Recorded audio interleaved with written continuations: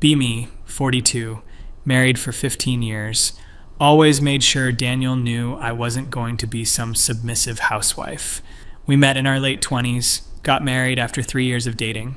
I had a good career in marketing. He was in software development. When we had kids, we agreed to share responsibilities equally.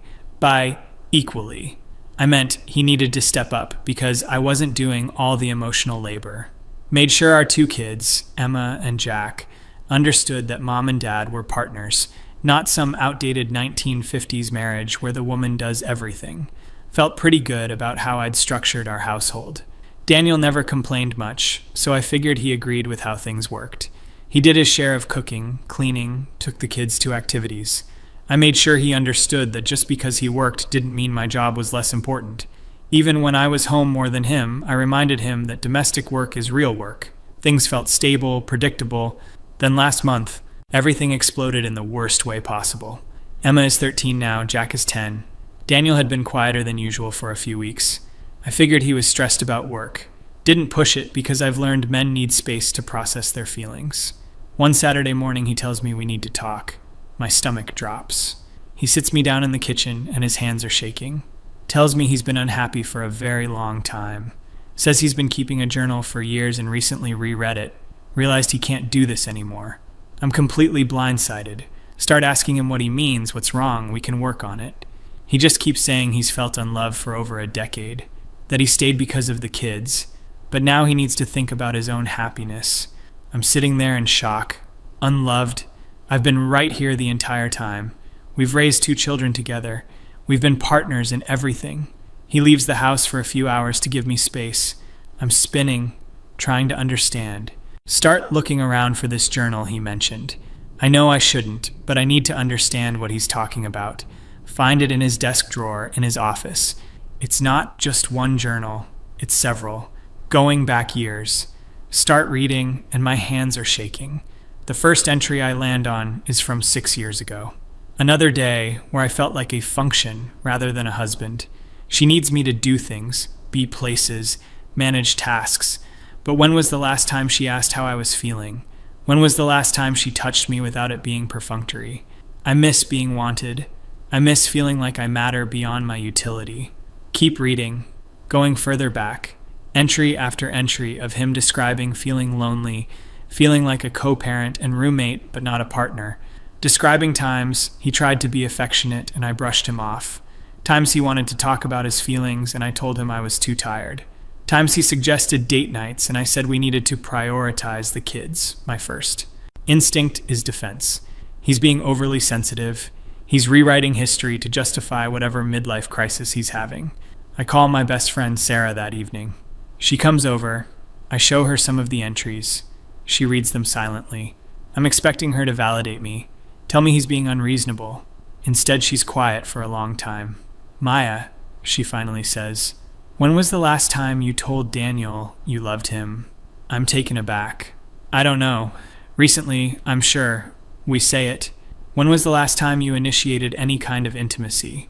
Sarah, I don't see how that's... When was the last time you asked him about his day and actually listened? I'm getting defensive now. I listen to him all the time. Do you? Or do you wait for him to finish talking so you can talk about your day? This feels like an attack. Sarah, I can't believe you're taking his side. I'm not taking sides. I'm asking you to really think about this. I have thought about it. He's being dramatic. Marriages go through phases. We've been focused on the kids for 15 years. Yes, Sarah, that's what parents do. They prioritize their children. But Maya, you can prioritize your kids and still make your spouse feel valued. I do make him feel valued. I acknowledge everything he does. I thank him. Sarah gives me this look. Thanking him for doing dishes isn't the same as making him feel loved. What's the difference? One is transactional, the other is emotional. I'm getting frustrated now. This is ridiculous. I've been a good wife. I've never cheated. I've never been cruel. I've been present. Have you, though, been present? Yes. When he talks about his work, do you engage or do you think about other things? I pause. I listen. That's not what I asked. Sarah leaves and I'm angry. Angry at Daniel for writing these things instead of talking to me. angry at Sarah for not supporting me. Spend the next few days reading more of the journals. It's painful. He writes about specific moments I don't even remember. Our 10th anniversary, when I spent the whole dinner talking about a problem with Emma's teacher. A time he planned a weekend away and I canceled it because I had a work deadline. His birthday 3 years ago when I forgot to get him a card. Countless times he reached for my hand and I pulled away because I was busy. Times he tried to talk about feeling disconnected and I told him he was being needy. I remember that one. He'd said he felt like we were drifting apart. I'd literally used the word needy, told him that constant reassurance wasn't healthy, that we were adults and didn't need to be attached at the hip. Daniel comes back after a few days staying at his brother's. I tell him I read the journals. He's not even angry about the privacy violation. He just looks tired. So now you know, he says. I try to explain myself. Daniel, I didn't realize you were feeling this way. I tried to tell you multiple times. When? I don't remember you saying you were unhappy because you wouldn't hear it. Every time I brought up feeling distant, you had an explanation for why it was fine. I was trying to reassure you that all marriages go through phases. No, you were dismissing me. This stings. That's not fair. I was trying to keep perspective. Your perspective, not mine. You never asked what I needed. You never told me what you needed. I did, Maya, over and over. I asked for date nights. You said the kids needed us. I asked to talk about us. You said you were too tired. I tried to be physically close. You said you weren't in the mood. Daniel, that's not fair. I've been tired. I've had a lot to manage. I know, and I helped. I did everything you asked, but you never once asked what I needed emotionally. So what? I'm supposed to be a mind reader? No, you're supposed to care enough to ask. That hits me hard, but I'm still defensive. I do care. When? Show me when. I'm scrambling. I care about your health. I remind you to go to the doctor. That's managing me, not loving me. I care about your career. I ask how work is going. You ask, and then you interrupt with your own work stories. That's called conversation, Daniel. No, it's called waiting for your turn to talk. I don't know what to say to that. He continues.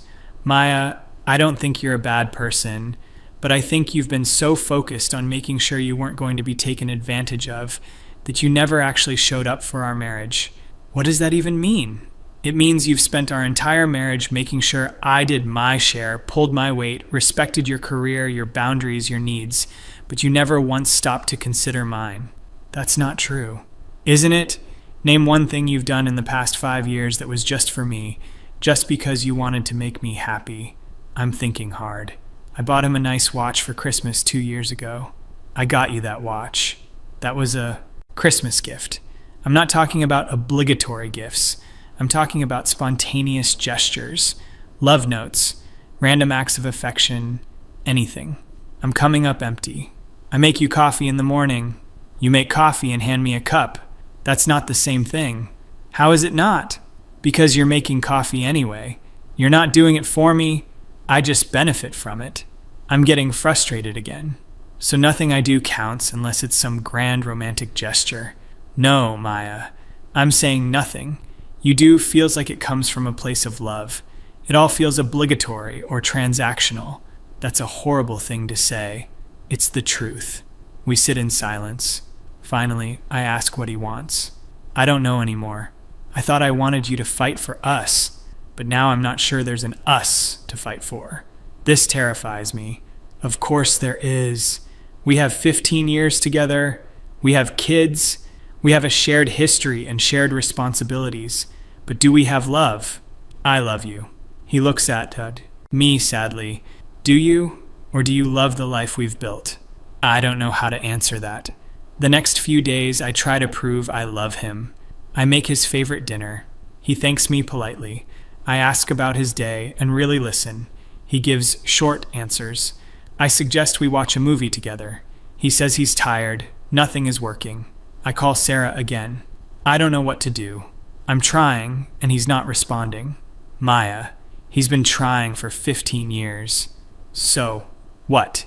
He gets to punish me now? He's not punishing you. He's protecting himself. From what? from getting his hopes up again only to be disappointed. I hate this. So I'm just supposed to give up? No, but you need to understand that a few days of effort doesn't undo years of neglect. I didn't neglect him. Didn't you? Sarah and I get into it. Sarah, I was a good wife, I was faithful, I was present, I raised our children. You keep saying you were present, but Daniel's journals suggest otherwise. So his feelings are more valid than mine. That's not what I'm saying. It sounds like what you're saying. It sounds like you think I'm the villain here. I think you're someone who got so caught up in making sure you weren't being taken advantage of that you forgot to actually nurture your relationship. That's a ridiculous oversimplification. Is it?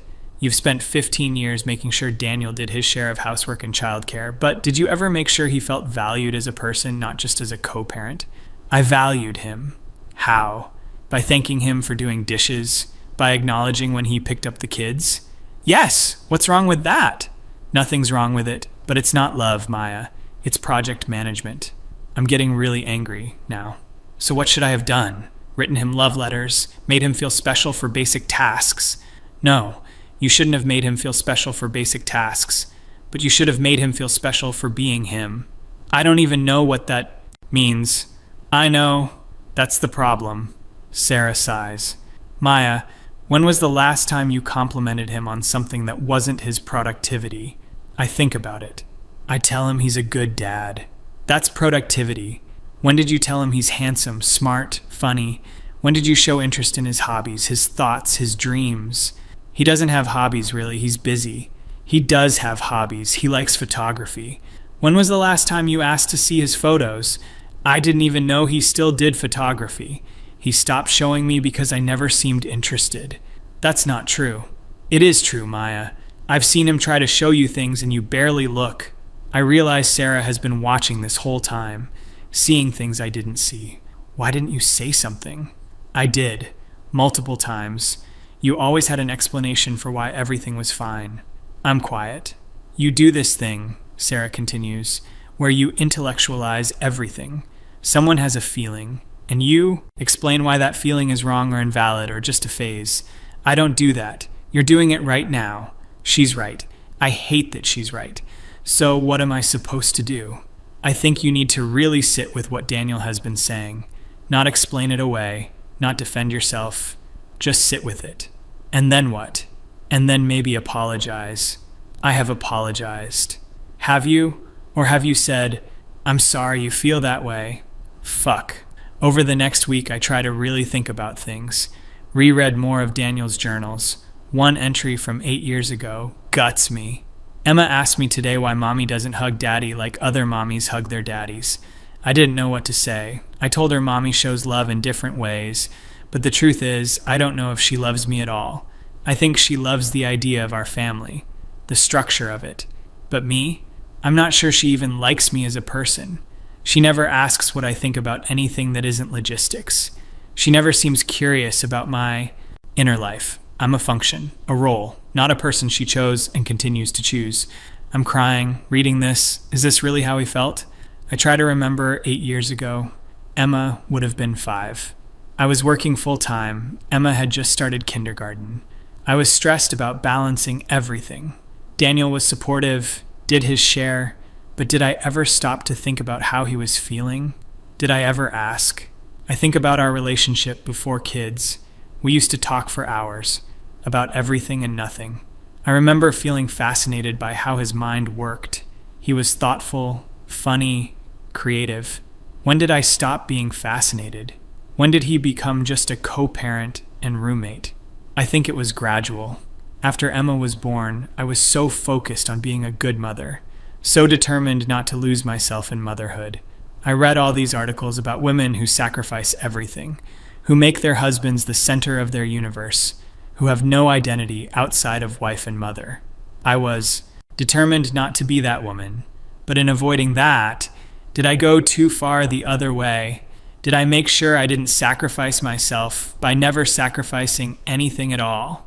Not even a little bit of time or energy or attention. Daniel and I try to have a real conversation. I tell him I've been thinking about everything. I want to understand, I say. Help me understand what you needed that I wasn't giving you. He looks skeptical but starts talking. I needed to feel wanted. Not needed, wanted. What's the difference? You needed me to co-parent, to share bills, to be present at school events. But did you ever want me there just because you enjoyed my company?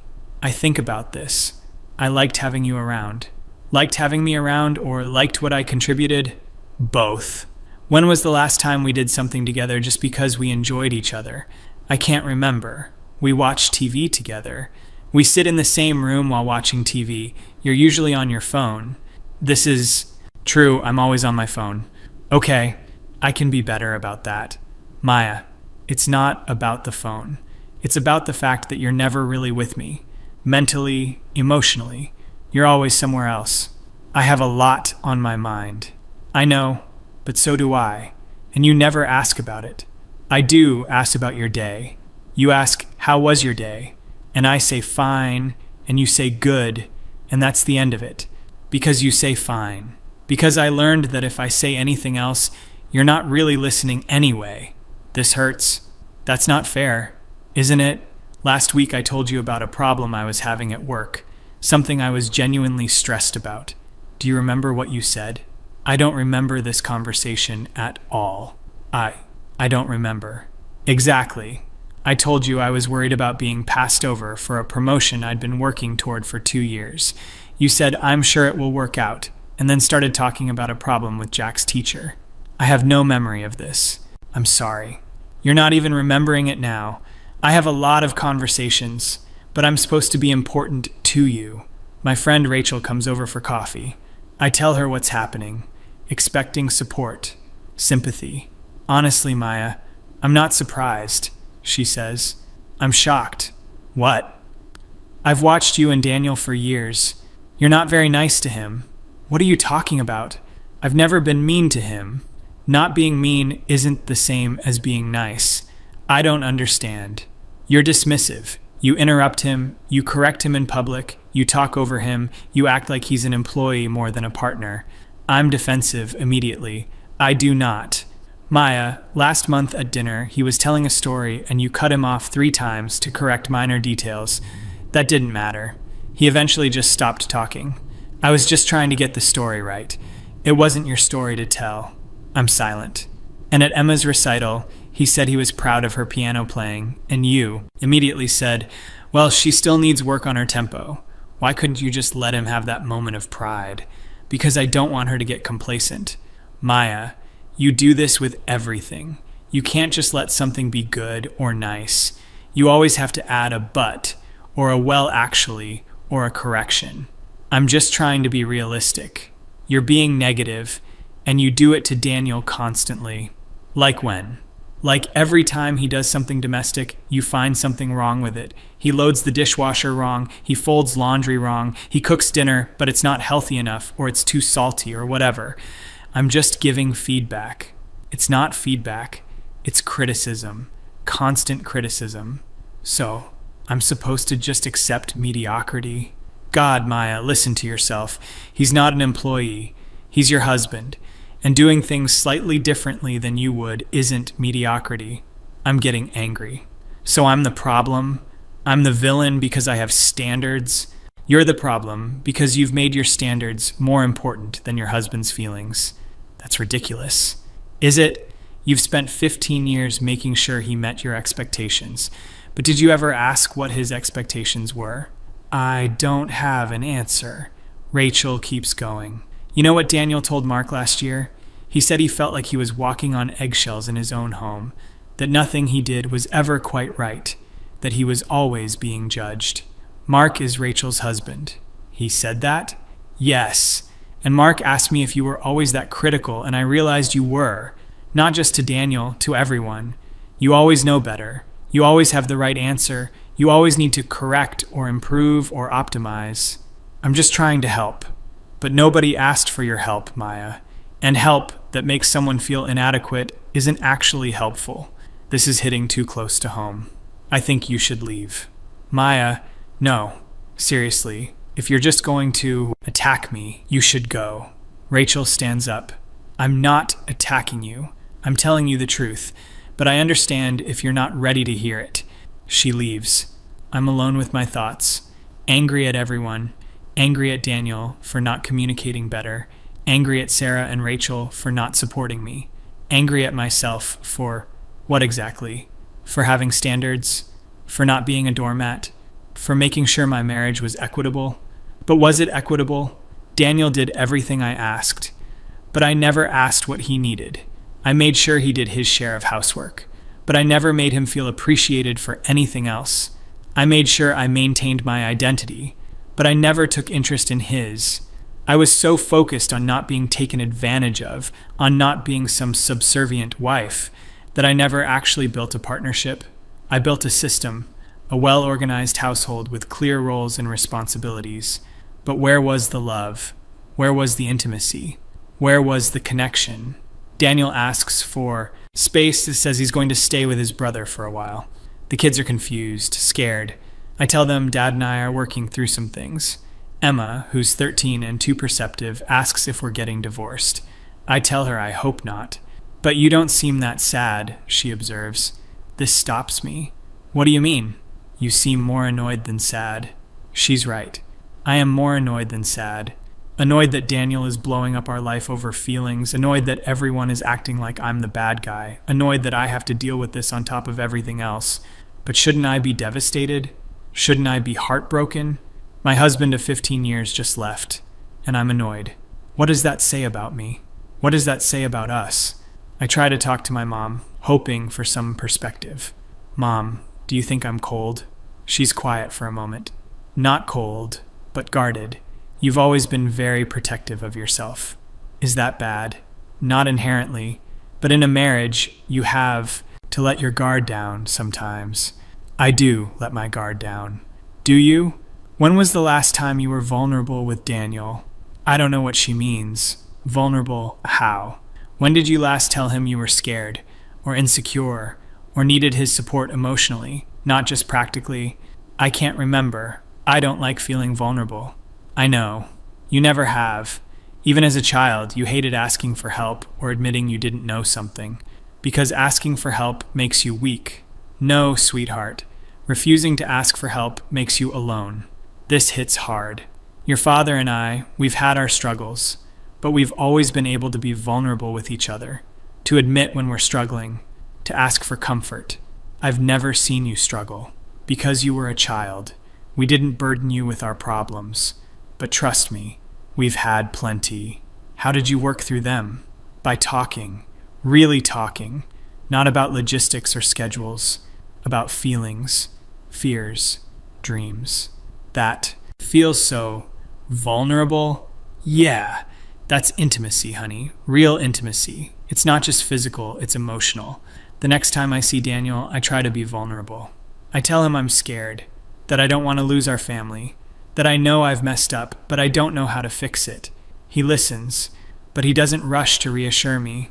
Maya, I appreciate you saying that, but I need more than words. What do you need? I need to see real change, not just you being scared of losing our family. I need you to actually want me, not just want to preserve the family structure.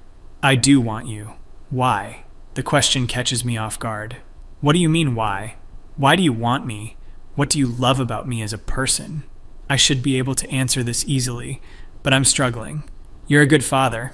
That's not about me, that's about my role. You're smart. What do I think about that smart?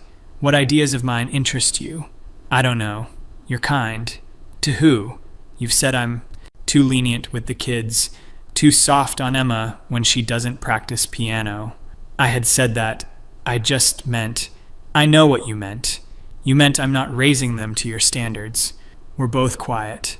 I can't answer your question, I finally admit. I know. That's bad, isn't it? It means we have a lot of work to do. If we're going to do the work, I want to. Do you? Or do you want things to go back to normal? What's the difference? Normal wasn't working, Maya. Normal was me being miserable and you being oblivious. I don't want to go back to that. What do you want? I want a partner who sees me, who's interested in me, who makes me feel valued beyond my utility. I can do that. Can you? because that requires you to be less focused on yourself and more focused on us. This annoys me. I'm not self-focused. Maya, you are. You're focused on your feelings, your needs, your perspective. When was the last time you asked about mine? I'm asking now. Because I'm leaving. Not because you were curious. He's right. I'm only asking because I'm scared of the consequences. Not because I genuinely want to know. We agree to try therapy. Our first session, the therapist asks us both what we want from the marriage. I talk about wanting partnership, equality, mutual respect. Daniel talks about wanting to feel loved and valued. The therapist asks me what I do to make Daniel feel loved. I list all the things I do. I make sure he has time for himself. I don't burden him with emotional labor. I acknowledge his contributions. The therapist stops me. Those are things you don't do, or things you do for the household. I asked what you do to make Daniel feel loved. Those things show love. Do they? Or do they show respect for autonomy and acknowledgement of participation? I don't understand the distinction. The therapist turns to Daniel. When do you feel loved by Maya? Daniel thinks for a long time. I can't remember the last time. This should hurt. More than it does. I'm more confused than hurt. The therapist asks me when I feel loved by Daniel. I list times he's been supportive, helped with the kids, taken on extra work so I could pursue opportunities. And when do you do things like that for him? The therapist asks. I'm silent. I support his career. How? I don't complain when he works late. That's tolerance, not support. Have you ever actively helped him pursue a goal? I can't think of anything. He hasn't mentioned any goals. Daniel speaks up. I mentioned wanting to take a photography class 3 years ago, and you said it was a waste of money. I don't remember this. I'm sure I didn't say it like that. You said, is that really the best use of our resources right now? Same thing. The therapist asks what happened to the photography class. I didn't take it, Daniel says quietly. The session continues. The therapist asks about emotional intimacy. When do you share your feelings with each other? Daniel says he stopped trying because I would always explain why his feelings were wrong. I object to this characterization. I don't say his feelings are wrong. I provide perspective. Can you give an example? The therapist asks. I think about it. Like when he feels stressed about work, I remind him that stress is normal and he shouldn't catastrophize. And how does that make you feel, Daniel? Dismissed. Like my feelings don't matter. I'm frustrated. I'm trying to help him not spiral. But did he ask for help, or did he ask to be heard? I don't know the difference. The therapist explains that sometimes people don't want solutions or perspective. They want empathy and validation. But that's not helpful, I say. Why not? Because it doesn't solve anything. Not everything needs to be solved, Maya. Sometimes people just need to feel understood. This is a foreign concept to me. Feelings seem pointless if you're not going to do something about them. The therapist picks up on this. Do you have trouble sitting with your own feelings? I don't understand. When you feel sad or scared or angry, what do? I figure out why and address it. Immediately, yes. What's the point of wallowing? What if the feeling doesn't have a simple solution? There's always a solution. The therapist and Daniel exchange a look. More sessions follow. Each one feels like an attack. The therapist keeps pointing out patterns. I'm defensive, I intellectualize, I deflect. I make everything about being right rather than connecting. I prioritize being heard over listening. I need to be in control. I struggle with vulnerability. All of this feels like criticism. I start to dread therapy, but I keep going because Daniel says it's non-negotiable. During one session, the therapist asks about my childhood. I had a good childhood, stable parents, good education. Were you encouraged to express emotions? Not particularly. My parents valued intelligence and achievement. Crying was seen as weak. Asking for help was discouraged. So you learned that being strong meant being self-sufficient. Yes. And vulnerability was weakness. Yes. The therapist nods. And now you're in a marriage where real intimacy requires vulnerability, which you've been taught to avoid. I see where this is going. So this isn't my fault, it's how I was raised. I didn't say it wasn't your fault. I said there's a reason for the pattern. But you're an adult now. You get to choose whether to continue the pattern or change it. I am trying to change. Are you? Or are you trying to do just enough to keep Daniel from leaving? I don't answer. Daniel and I have a breakthrough of sorts. Not a good one. We're in the car coming home from therapy. I'm complaining about how therapy feels one-sided. It's always about what I'm doing wrong, I say, because the therapist is trying to help you see patterns you don't see. But what about your patterns? Your issues? Like what? Like, I don't know, you're too sensitive maybe. Daniel pulls the car over. We're in a parking lot. He turns to me. Maya, do you hear yourself? What? The therapist spends an hour pointing out specific behaviors, giving concrete examples, asking you to consider how your actions affect me, and your takeaway is that I'm too sensitive.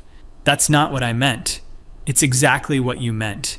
Every time you're confronted with the possibility that you've hurt me, you find a way to make it my fault for being hurt. That's not true. It is true. When I told you I felt lonely, you said I was being needy. When I said I felt unappreciated, you said I was keeping score. When I said I felt unloved, you said I was being dramatic. Nothing is ever your fault because anyone who feels hurt by you is just too sensitive. I'm quiet, he continues. I have spent 15 years trying to be less sensitive, less needy, less emotional, trying to be the husband you wanted, and I've been miserable.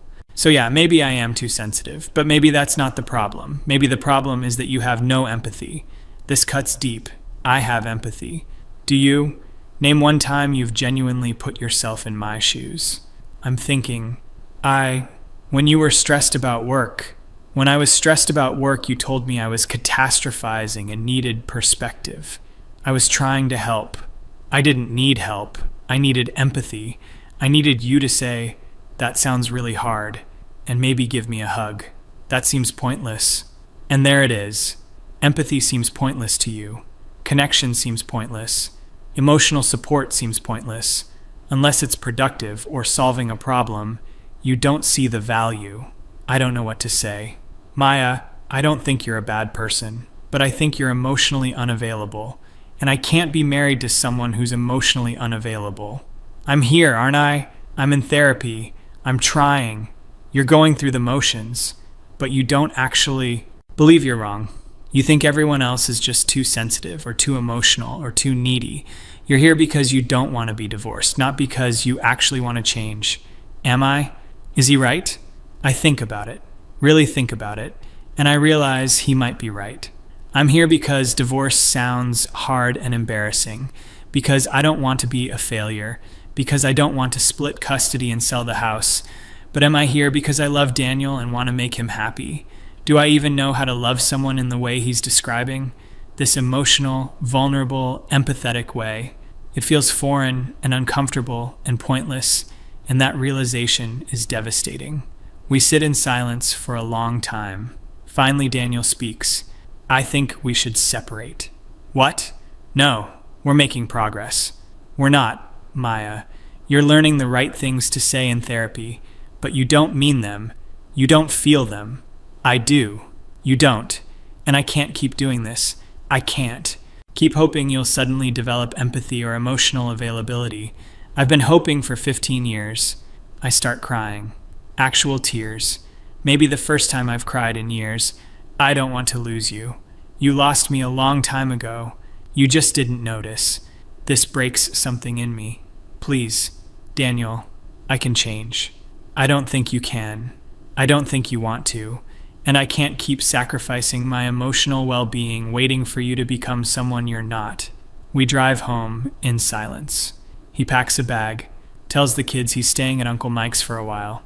Emma hugs him and cries. Jack looks scared. I stand there feeling numb.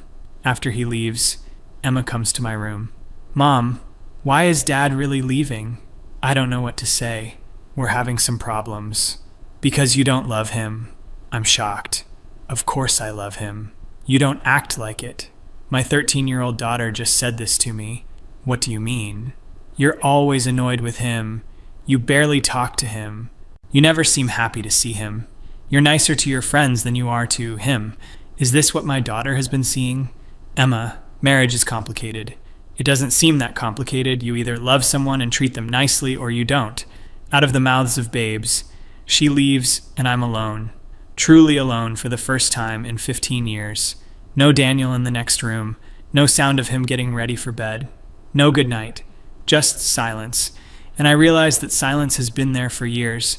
I just filled it with other things: work, kids, activities, friends. I never noticed that Daniel and I had nothing to say to each other because I never tried to talk to him. Not really. Not about anything that mattered. I spend the next few days in a fog, going through motions, getting kids to school, going to work, coming home. Everything feels empty. I try to remember the last time I was genuinely happy, not accomplished or satisfied or proud, but happy. I can't remember. I've been so focused on managing and optimizing and improving that I forgot to actually live to feel to connect.